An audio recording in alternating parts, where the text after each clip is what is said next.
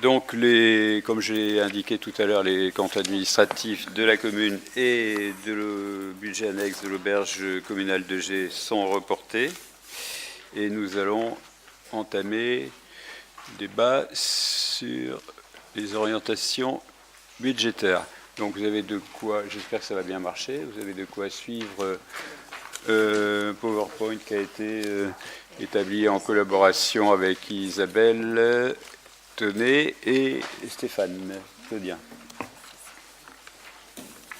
Donc la législation nous impose en début de chaque exercice la tenue au sein de l'Assemblée délibérante un débat sur les orientations budgétaires préalablement au vote du budget. Je vous propose donc de prendre connaissance de ce rapport qui a été joint en annexe que vous avez eu et dont débattre. Donc on va le présenter succinctement mais très précisément sur le PowerPoint. Donc vous avez dans la présentation deux choses importantes. Le cadre général, c'est-à-dire la loi de finances 2018, la loi de programmation de finances 2018-2022, les engagements de la commune pour 2018. Et en rose, les obligations et les orientations budgétaires pour la commune. Donc le budget de fonctionnement en dépenses et recettes, l'épargne et l'état de la dette, le budget d'investissement et les projets retenus. Donc le débat d'orientation budgétaire pour l'accueil de l'activité, c'est quoi? C'est exactement les grandes orientations et sa situation financière, avec la poursuite des engagements de ce qui était prévu et les moyens de financer les projets et les politiques publiques. Trois axes pour notre commune. Pas de hausse d'impôts, priorité à la maîtrise des dépenses de fonctionnement, et puis évidemment poursuivre les investissements. Donc le cadre général en premier lieu, la loi de finances 2018, la prise en charge de la taxe d'habitation, je pense que vous en avez tous entendu parler, la réforme complète de la fiscalité locale à l'horizon 2020, l'encadrement des dépenses pour les plus grosses collectivités.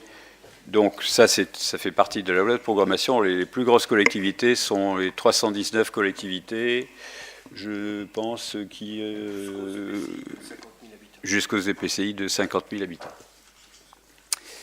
L'encadrement des dépenses pour les plus grosses collectivités, donc je viens de le dire, et la stabilisation des dotations de l'État après 4 ans de baisse. La taxe d'habitation. C'est un sujet important puisque, en gros, elle va toucher 80% des foyers. En 2018, il y aura un abattement pour 30%, en 2019 pour 65% et théoriquement en 2020 pour 100%. Mais ce dégrèvement de la taxe d'habitation est soumis à des conditions de ressources, qui sont les suivantes. On prend le revenu fiscal de référence pour une personne qui est fixé à 27 000 euros de revenus. On ajoute 8 000 euros pour les deux demi-parts suivantes et ensuite 6 000 euros pour les demi-parts suivantes que vous allez voir explicitées par les petits tableaux dessous. Un couple, 43 000 euros, c'est-à-dire 27 000 euros plus 2 fois 8 000, deux demi-parts. Et un couple avec 2 enfants, 55 000 euros, c'est-à-dire 43 000 euros plus 6 000 plus 6 000. Ce système est dégressif pour ceux qui se situent juste au plafond, à 28 000 euros par exemple, et à terme, 2020, théoriquement, c'est la disparition complète de la taxe d'habitation. Ce système, donc, est dégressif pour ceux qui se... Alors, pardon, les foyers fiscaux en 2015 à Beaufort-d'Anjou, c'est une notion intéressante. Le revenu fiscal de référence moyen à Beaufort-d'Anjou est de 22 804 euros. Pour les 75% des foyers fiscaux, le revenu fiscal de référence est inférieur à 30 000 euros. Et la prévision de 2020, c'est qu'à Beaufort-en-Anjou, 92% des foyers fiscaux seront exonérés de taxes d'habitation. Ça veut dire qu'il en restera 8%. Je ne termine pas ma phrase, vous avez compris. Ensuite, la DGF, la dotation globale de fonctionnement. Pour 2018, elle serait stable à 1 200 000 euros, avec pour cela un effet très net commune nouvelle. Alors, je ne sais pas si vous voyez bien le tableau. Vous voyez que la progression, en 2016, il y a un bond important, c'est-à-dire la première barre, et on passe en 2016 donc, pour atteindre 1 200 000 en 2018. Ouais. Ouais. Il y a en gros 200 000 euros entre 2015 et 2016.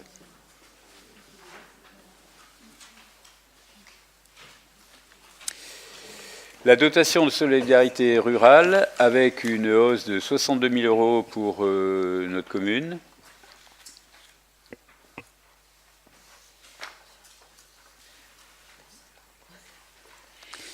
Et nous parlerons des autres mesures, à savoir l'automatisation de traitement du fonds commun de la TVA, compensé pour les collectivités. Alors ça veut dire que ça va se faire de façon automatique et qu'on n'a pas le droit à l'erreur. Il faudra être très vigilant parce que si ça part avec une erreur et qu'on a oublié, eh ben, c'est fini, on ne récupère pas. Les dotations de soutien à l'investissement local, donc les contrats de ruralité, les contrats de maîtrise des dépenses avec objectif. Et enfin, le FPIC, le Fonds de péréquation intercommunale et communale, le montant national est fixé à 1 milliard d'euros et nous prévoyons sagement, selon les recommandations de Jean-Jacques Fallour, 200 000 euros pour la commune pour 2018. J'espère. Pardon. Nous avions touché 280 000 euros en 2017.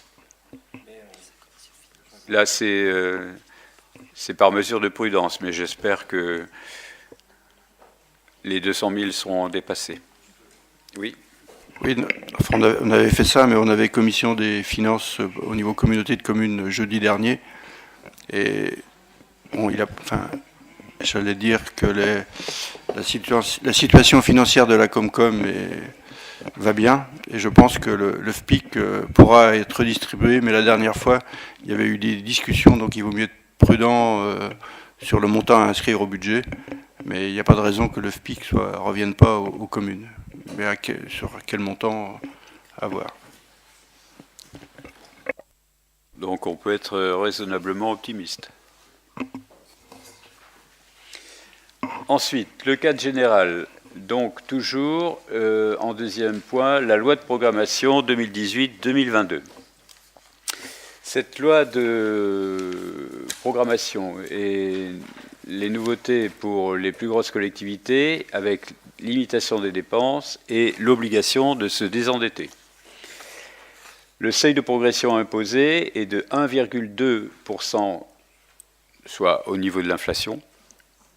Et l'enjeu, c'est que l'excédent des collectivités en 2022, excédent obtenu grâce à ces diminutions de dépenses ou à ces économies,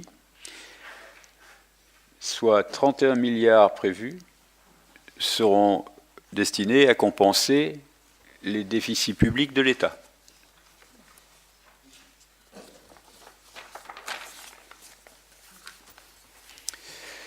Alors ensuite, le contrôle sur les dépenses. Les dépenses ça va induire donc des dépenses de fonctionnement hors inflation pour 2018 de plus 0,3%. en 2019 de plus 0,7%, en 2020 moins 0,3%, en 2021 moins 1,6% et en 2022 moins 0,6%.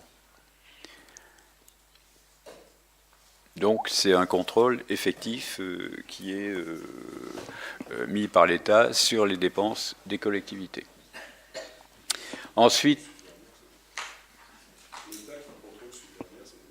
oui, c'est pour ça que j'ai ajouté tout à l'heure les dépenses de l'État qui n'étaient pas inscrits sur la ligne. Donc ensuite, évidemment, le contrôle de la dette avec un calcul de désendettement en année. Le désendettement, c'est l'encours du capital de la dette par l'épargne brute, c'est-à-dire les recettes, autrement dit la capacité d'autofinancement, pour faire court. Et avec une obligation en 2022, il faudra se situer dans ce calcul en année devra se situer entre 11 et 13%. Pour l'instant, 13 ans, pardon. Et pour Beaufort, actuellement, en 2017, nous sommes à 4, années, c'est-à-dire à peine 5 années pour le désendettement. Ce qui est plutôt bien.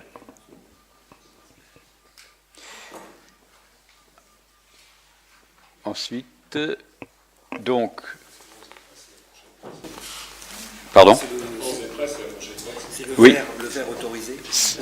Au-delà, le rouge est sanctionné. Parce que les plus grosses collectivités vont contractualiser avec les préfectures et vont être donc jugées sur leurs résultats, sur leur compte administratif comparé 2017 par rapport à 2018. Si les objectifs ne sont pas atteints, c'est leur DGF qui tombe. Donc c'est vraiment le moyen pour l'État de manière répressive. C'est pas il faudrait faire, c'est il faut ou on vous baisse. C'est impossible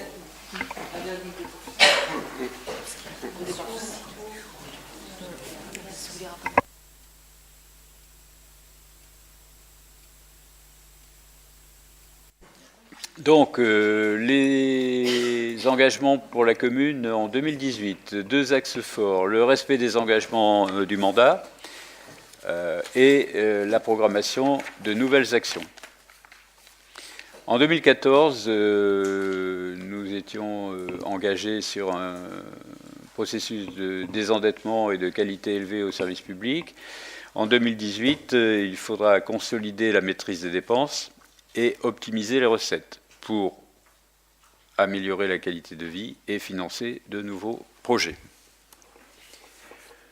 Pour cela, nous avons, et on va vous proposer de ne pas augmenter la fiscalité locale et de continuer la politique de désendettement de la commune de façon à financer l'investissement sur des fonds propres en évitant le recours à l'emprunt. Donc, les financements de l'investissement dans la période 2018-2020.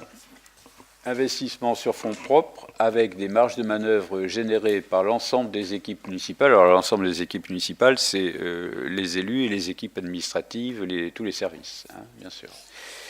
Et pour cela, une maîtrise des dépenses de fonctionnement avec une mise en concurrence des contrats et les marchés publics et une recherche active de subventions pour tous les projets que nous serons amenés à élaborer et à mener. En ce qui concerne l'investissement pour 2018-2020, la charte financière de la commune que nous avons adoptée en conseil municipal et la mise en place d'une comptabilité d'engagement permettront une meilleure gestion et une plus grande visibilité. Enfin, nous aurons recours aux autorisations de programme et crédits de paiement plutôt que l'emprunt.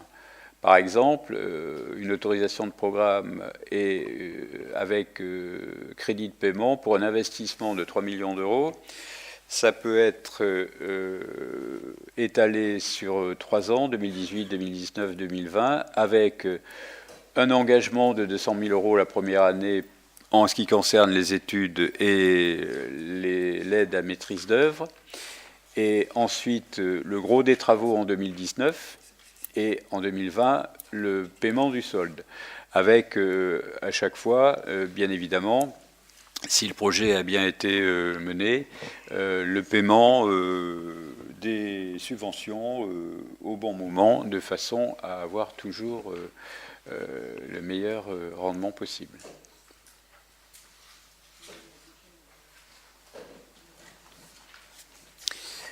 Alors, en ce qui concerne plus précisément la commune, les orientations budgétaires pour 2018 et en premier lieu le budget de fonctionnement et en dépenses. Donc, les charges à caractère général, c'est-à-dire le fonctionnement des services, qui dépendent de facteurs externes, comme le prix des carburants, le coût de la maintenance, de la sécurité, les normes. Alors, en ce qui concerne les normes, vous savez qu'on est quand même de plus en plus contraint à respecter un certain nombre de normes. La prochaine qui arrive, c'est la qualité de l'air dans les écoles maternelles. Ces normes, en fait, le coût de ces normes en 2016 a eu un impact de 7 milliards d'euros pour le pays, hein, bien sûr. Donc c'est pas neutre quand même. Et de toute façon, on ne peut pas y déroger. Et également le coût des assurances. Donc tout cela peut être maîtrisé, mais pas complètement, puisqu'on n'est pas maître de ces augmentations possibles et de ces coûts supplémentaires qui arrivent. Donc l'objectif, c'est de reconduire pour le budget 2017 sur le budget 2018 en fonction de tous ces éléments. En ce qui concerne les charges de personnel, automatiquement, il y a une augmentation tous les ans, puisqu'il y a l'avancée de carrière des agents, le fameux GVT, glissement, vieillesse, technicité, et les avancements en échelon, en grade, etc., qui sont incompressibles. Et puis, pour le budget 2018, nous aurons quand même une légère hausse des charges de personnel, puisque nous allons recruter, et pour faire un rattrapage, parce que nous allons recruter un ingénieur qui va arriver au 1er mars. C'est pas un luxe, parce que c'est pour remplacer l'ingénieur précédent qui était mutualisé, c'est vrai, mais qui est parti complètement à la communauté de communes Beaujois-Vallée, et depuis, nous n'avions plus d'ingénieur pour ce travail. Et puis, rattrapage des assurances 2017, puisqu'il y a toujours un petit peu d'augmentation. Donc, un schéma intéressant, la part des charges de personnel dans les charges de fonctionnement. À Beaufort-en-Anjou, les charges de personnel représentent 32,78% du budget, ce qui représente une charge de 205 € par habitant. Dans les communes de même strate, les charges de personnel représentent 50,84% et représentent 525 € par habitant.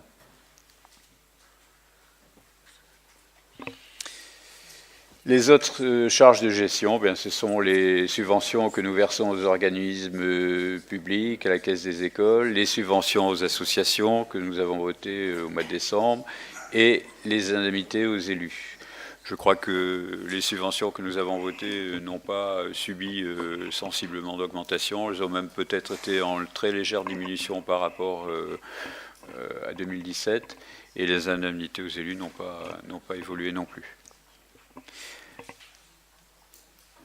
Les charges financières.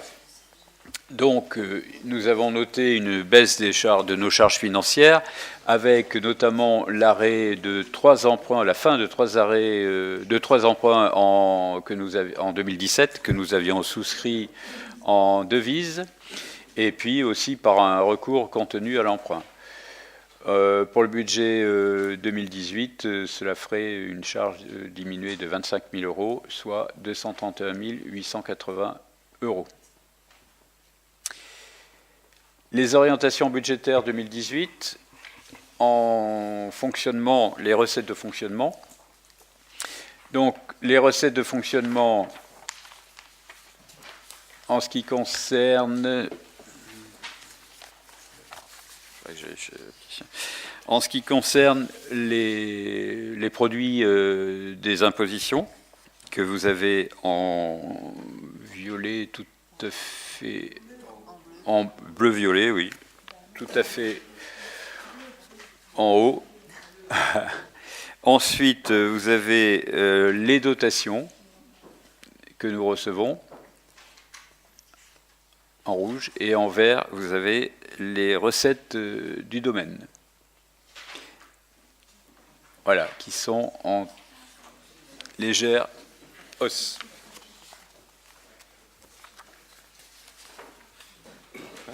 C'est bon ?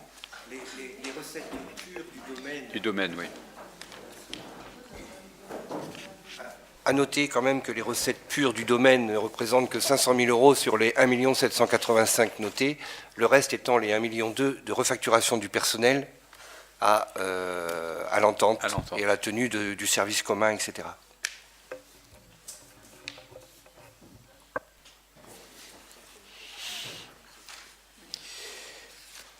Alors, un petit zoom sur les droits de mutation. Avec une relance du marché immobilier depuis 2 ans, nous avons un petit peu de bonus. Donc on arrive à... Vous voyez, par rapport à 2014, 2015, 2016, on arrive à plus 160 000. On arrive à 160 000, pardon. Voilà. Alors, troisième point, l'épargne et la dette. Bien. Alors, vous voyez les deux courbes, l'une ascendante et l'autre descendante, qui... l'une pour nos recettes, l'autre pour nos dépenses, qui montrent bien que l'épargne nette est en train quand même d'augmenter sensiblement, ce qui nous permet d'avoir un petit peu plus d'aisance, voilà, de financement.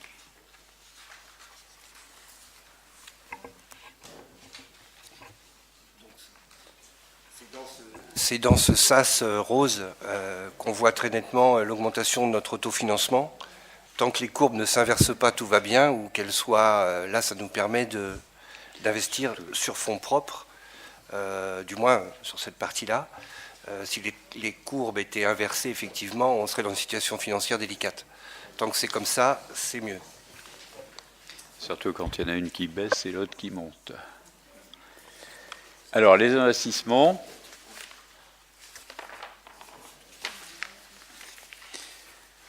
Donc, des opérations structurantes telles que les travaux nouveaux que nous envisagerons, les travaux engagés en 2017 ou reportés, et les programmes qui reviennent régulièrement, tels que la voirie et le patrimoine, et notamment l'entretien. En ce qui concerne les projets retenus pour 2018, donc en urbanisme et environnement, l'élaboration du nouveau PLU, développement et grandes orientations de la commune, pour les inclure dedans. Le programme de construction de logements en centre-ville, avec Maine-et-Loire Habitat. La planification de rénovation de la voirie, dont la voirie qui traverse le centre-bourg de Gers. La création d'un bassin écrêteur. Alors on n'a pas mis la capacité parce que on n'était pas d'accord sur On avait pensé à 10 000 mètres cubes, mais tu pensais que c'était trop important. Enfin, ça sera moins de 10 000 mètres cubes. La création de l'écoparc AG au bord du Couesnon et à côté, pas loin de la mairie.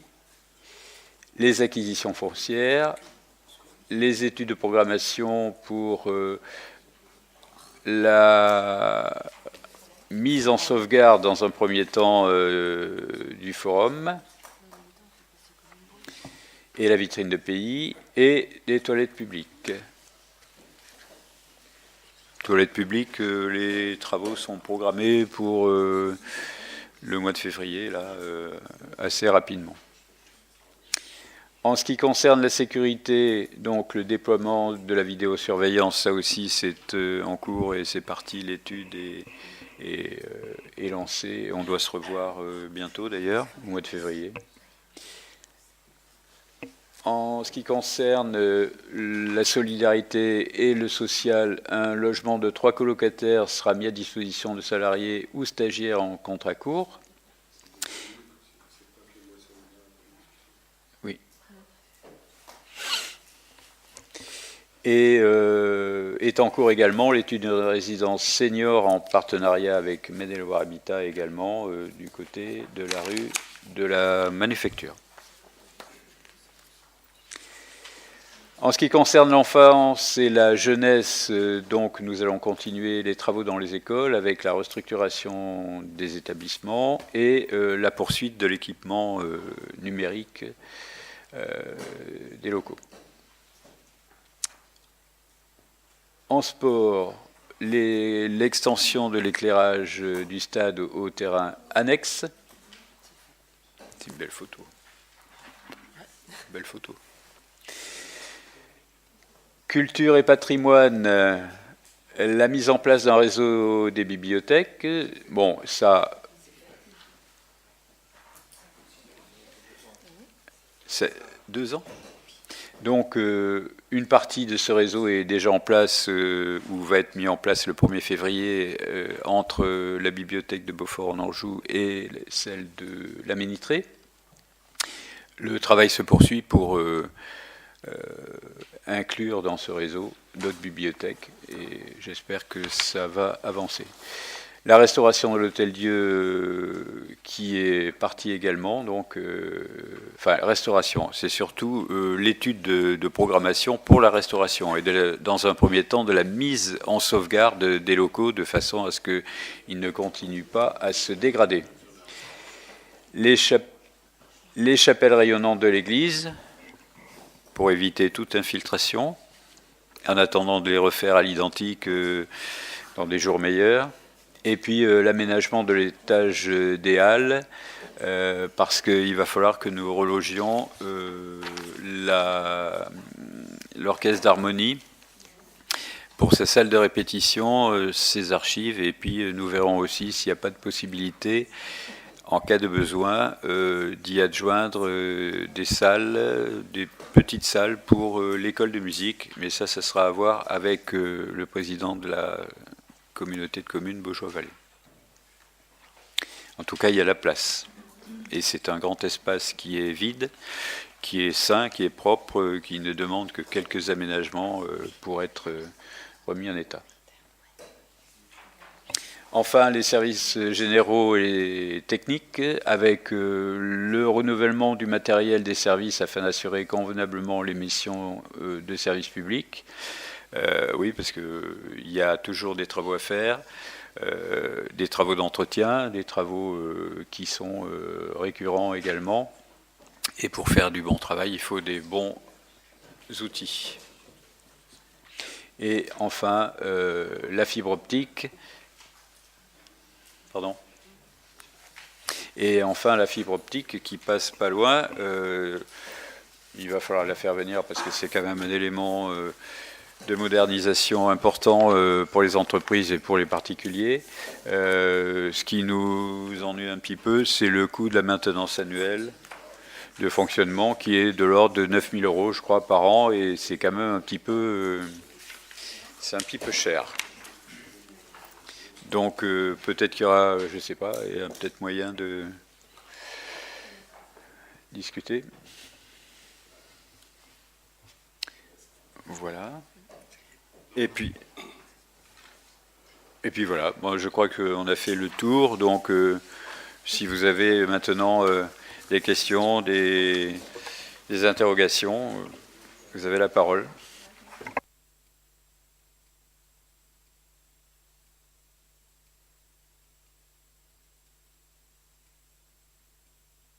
C'est vrai qu'on est dans un contexte de contraintes budgétaires, hein, beaucoup de choses nous sont imposées, c'est logique, mais bon, c'est là où il faut faire des choix, et puis bon, le gros problème, c'est la pérennité des aides de l'État. J'espère que ce qui est annoncé concernant le remplacement de la taxe d'habitation, ça sera... de toute façon, ça sera compensé puisqu'il y aura certainement à terme une réforme de la fiscalité locale. Et ça sera nécessaire, hein, on peut pas y couper.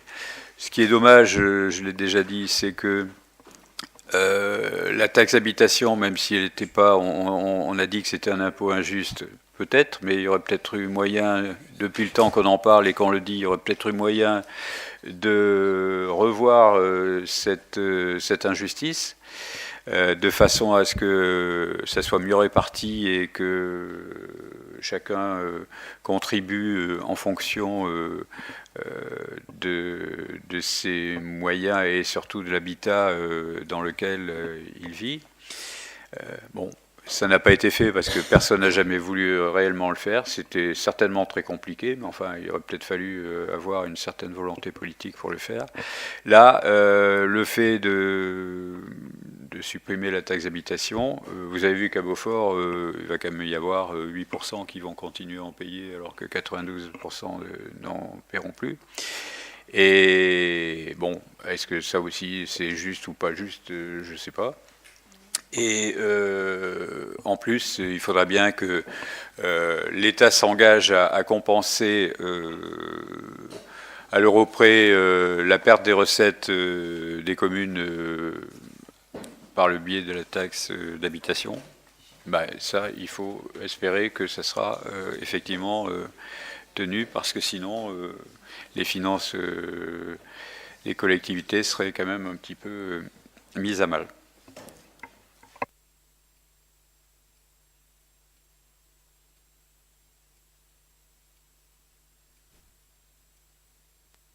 Serge. Bon, ça a l'air de... Attends, j'avais juste une petite interrogation, parce qu'au visuel du PowerPoint, c'est vrai qu'on avait pourtant regardé un peu avant, mais je me pose une question, c'est on a peut-être oublié au niveau de notre policier municipal, parce qu'on l'a envoyé en formation. Est-ce qu'il n'y aura pas des besoins ou des quelque chose C'est intégré dans le fonctionnement.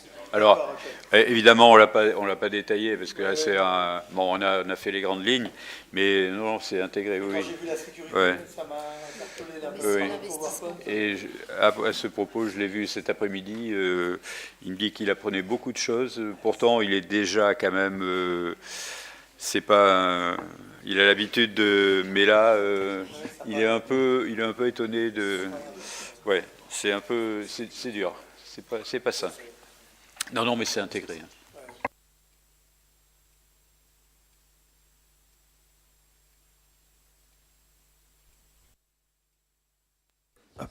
J'avais une remarque sur l'éclairage.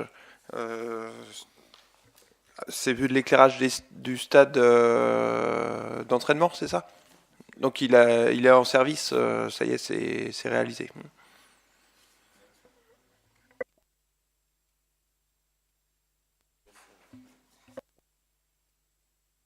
Il n'est pas payé, c'est pour ça. Ça fait 2 ans qu'il est à...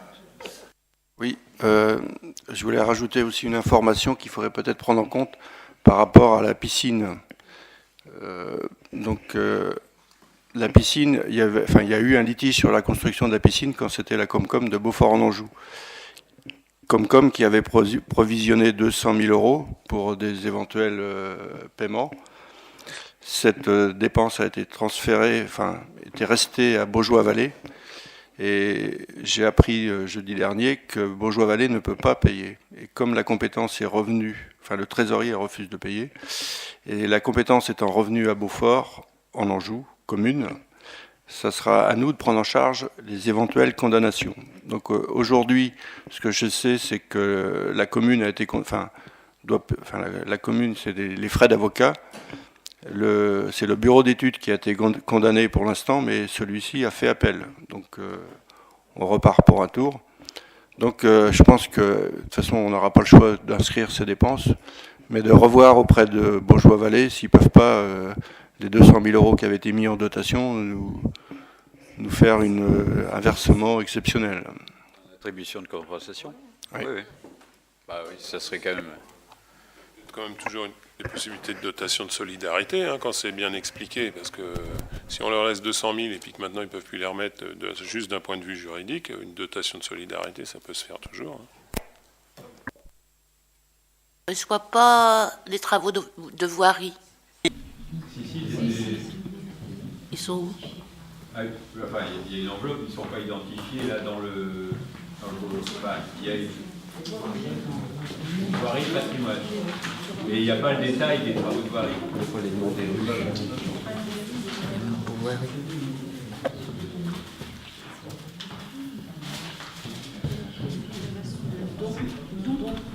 C'est pas, Madame Lamarre, c'est pas le budget, c'est pas le budget, c'est le débat d'orientation.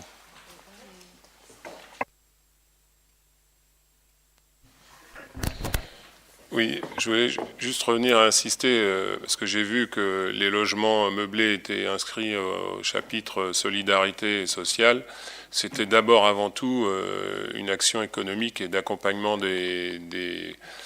pas que des demandeurs d'emploi d'ailleurs, des gens qui viennent en stage, qui viennent en contrat, qui sont en période d'essai et qui vont pas renoncer à un appartement qu'ils auraient ailleurs. Donc c'est important parce que les gens peuvent toujours... Il y a quand même pas mal de personnes aujourd'hui qui pensent qu'il n'y en a toujours que pour le social et autres. C'est pas que c'est surtout de l'économique, quoi. C'est de l'accompagnement. L'économique n'empêche pas le social. Effectivement, c'est pour des personnes qui travaillent et parfois qui ont des difficultés à payer deux loyers. Donc voilà, ça peut être, c'est du social aussi d'une certaine façon. Oui, mais ce que je veux dire, mais c'est pas une critique que je fais, c'est qui peut le plus, mais c'est juste pour que aussi les entreprises comprennent et le monde de l'économie comprenne aussi ce qu'on fait pour eux, parce que c'est voilà, évidemment que aider un jeune, enfin disons accueillir un jeune dans un meublé, bah, d'abord il paye et il travaille et bon. Social, c'est quand on fait notre logement, par exemple, pour des gens, des SDF là, qui circulent, notre logement de secours, ça c'est du social. Ça. Bon, ben ça va venir. On en a parlé il n'y a pas longtemps.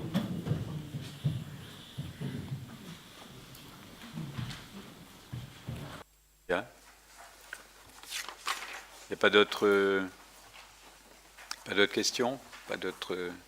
Bon, bah, écoutez, nous délibérons pour prendre acte que ce débat a eu lieu, et donc je suppose que tout le monde est d'accord. Merci.